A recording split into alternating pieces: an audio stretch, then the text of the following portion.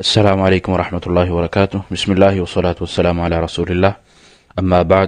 ریاض الصالحین کا 11واں باب باب فی المجاہدات،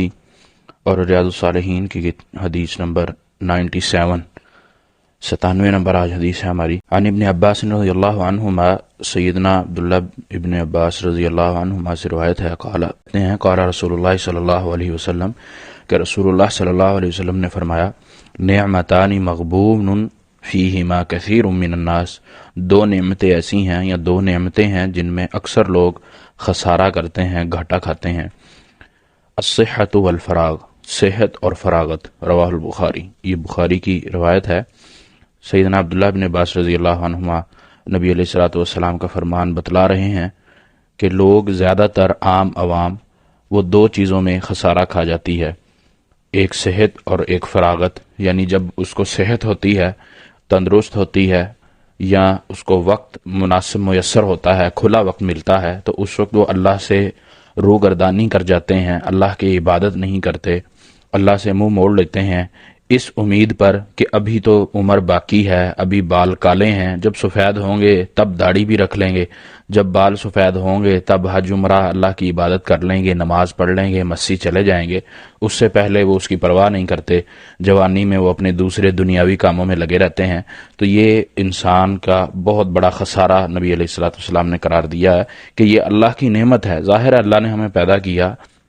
اللہ نے ہمیں یہ نعمت دی ہے، ایک صحت کی نعمت۔ بیمار کسی سے پوچھ کر دیکھیں، یہ بندہ ہاسپٹل جائے، تیمارداری بھی کرے بیماروں کی، اور بیماروں کا حال بھی دیکھے، ان کو صحت کی کتنی قدر ہے۔ انسان کے پاس جب نعمت ہوتی ہے تو اس کو اس وقت قدر نہیں ہوتی، جب چھن جاتی ہے، چلی جاتی ہے، پھر اس کو اس کی قدر کا احساس ہوتا ہے، پھر وہ کہتا ہے کاش کہ میں اپنی صحت کے دنوں میں یہ کام کر لیتا، اپنی تندرستی میں یہ کر لیتا، یا جب اس کی مصروفیت ہو جاتی ہے، اس کو فارغ وقت میسر نہیں ہوتا، پھر وہ سوچتا ہے، لیکن اس وقت یہ کاش کرنے کا اس کو کوئی فائدہ نہیں رہتا، وہ بے مقصد ہو جاتا ہے اس کا کاش کرنا۔ اسی طرح اس حدیث میں نبی علیہ الصلوۃ والسلام نے انسان کو اور تاجر کی تشبیہ دی ہے۔ مثلا جس طرح کوئی بزنس کرتا ہے تو بزنس میں اس کی دو چیزیں اہم ہوتی ہیں، ایک اس کا مال اور ایک اس کا صرف کرنا۔ یہ دو چیزیں کہ اس کے پاس مال ہے اور وہ کس طرح اس کو چلاتا ہے تو وہ کامیاب بزنس مین بنتا ہے۔ اسی طرح نبی علیہ الصلوۃ والسلام نے اس حدیث میں جو غبن کا لفظ بولا ہے، مغبون، یعنی گھاٹا کھا جانا، تو وہ اگر اس کا مال کا جو تاجر آدمی ہے، وہ اگر مال کا اچھا صرف نہیں کرتا، اس کو اچھی لائن میں نہیں لگاتا یا اچھی کنڈیشن پر نہیں صرف کرتا اس کو، تو وہ اس کا مال ڈوب جاتا ہے، اس کو خسارہ ہو جاتا ہے۔ تو اسی وجہ سے نبی علیہ الصلوۃ والسلام نے اس کے مال جو یہاں پر مراد ہے انسان کی، وہ صحت اور فراغت ہے۔ یہ دو چیزیں اس کے پاس مال کے طور پہ ہیں، اگر وہ اس کو اچھے طریقے سے استعمال نہیں کرے گا،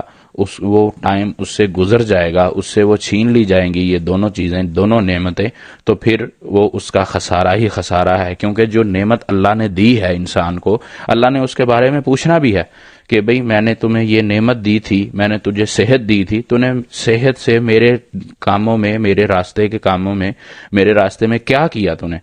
اللہ تعالیٰ نے یہ چیز پوچھنی ہے۔ اللہ نے کہنا ہے میں نے تجھے مال دیا تھا، تو نے کس جگہ پر صرف کیا، تو نے کہاں سے کمایا، کس پر لگایا، کیا تو نے میرے راستے میں لگایا نہیں لگایا؟ تو یہ جب اللہ تعالیٰ نے انسان کا محاسبہ کرنا ہے یا انسان سے سوال و جواب کرنا ہیں ان نعمتوں کے بارے میں، تو انسان پھر اگر اس کو اچھا صرف نہ کر سکا، اس کو اللہ کے راستے میں نہ لگا سکا، اللہ کے بتلائے ہوئے احکامات پر نہ اتر سکا، نبی علیہ الصلوۃ والسلام کی شریعت کے مطابق نہ چل سکا اس زندگی میں، تو اس وقت اس کو جواب دینا مشکل ہو جائے گا، اور وہ اس دن جواب دینا انسان کے لیے جب ناممکن ہو گیا تو اس کو کوئی چیز بچا بھی نہیں سکے گی، کیونکہ وہ عدل کا دن، انصاف کا دن ہوگا، کسی پر زیادتی نہیں کی جائے گی۔ انسان جو اس زندگی میں اپنے اعمال کرے گا اسی کے مطابق اس سے جزا اور سزا ہوگی۔ اللہ تعالیٰ سے دعا ہے کہ اللہ تعالیٰ ہمیں صحیح سمجھ کر عمل کی توفیق عطا فرمائے، اور ہمیں یہ جو نعمتیں اللہ نے دی ہیں، صحت اور فراغت، ان سے بھرپور فائدہ اٹھا کر ہمیں